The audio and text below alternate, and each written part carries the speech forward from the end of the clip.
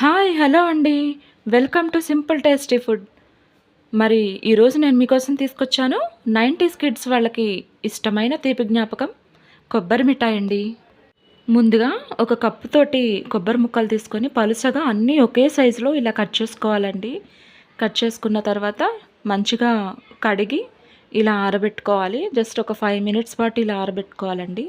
ఇది ముదురు టెంకాయ అయితేనే బాగుంటుంది. చూసారా, ఇలా అంతా ఒక 5 మినిట్స్లో ఆరబెట్టుకోవాలి, వాటర్ కొంచెం తడిపోయే వరకు. ఇప్పుడు ఏం చేయాలంటే ఒక బాండీలో మనము ఈ కొబ్బరి ముక్కల్ని వేపుకోవాలి. మీకు ఇష్టం ఉంటే జీడిపప్పు వేసుకోండి, లేదంటే లేదు. ఇలా తేమ పోయే వరకు వేపుకోవాలి. దీంట్లోనే కొంచెం నెయ్యి యాడ్ చేయాలండి. కొంచెం, ఎంత కాదు, 1 స్పూన్ అన్నమాట. జీడిపప్పులు వేసేసాను. ఒక 5 నిమిషాల పాటు వేపుకొని దోరగా దీంట్లో 1 కప్ తోటి పంచదార తీసుకొని వేస్తున్నాను. ఈ పంచదార మునిగే వరకు వాటర్ పోసుకోవాలి. దీంట్లోనే ఇలాచీ పౌడర్ కొంచెం వేసుకోవాలి. చూస్తున్నారా, కొంచెం వేస్తున్నాను. ఇది ఇలా నురగలు వస్తుంటుంది స్టార్టింగ్లో. తర్వాత మొత్తం కలిసే వరకు కలుపుకోవాలి.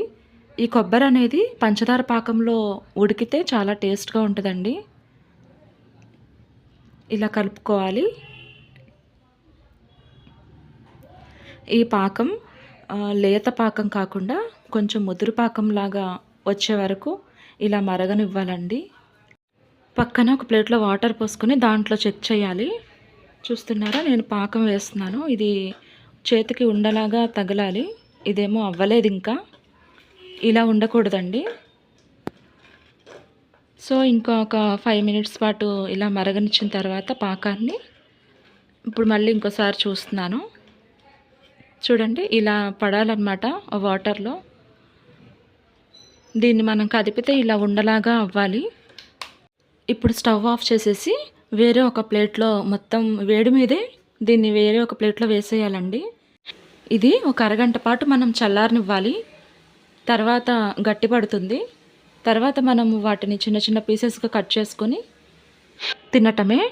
చూసారా, రెడీ అయిపోయింది. 10 నిమిషాల్లో కొబ్బరి మిఠాయి రెడీ అయిపోయిందండి. మరి మీకు నచ్చింది కదా? మీకు నచ్చినట్లయితే మన ఛానల్ని సబ్స్క్రైబ్ చేసుకోండి, లైక్ చేయండి, షేర్ చేయండి.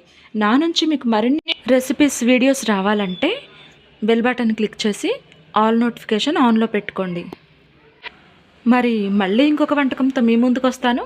అంతవరకు బాయ్.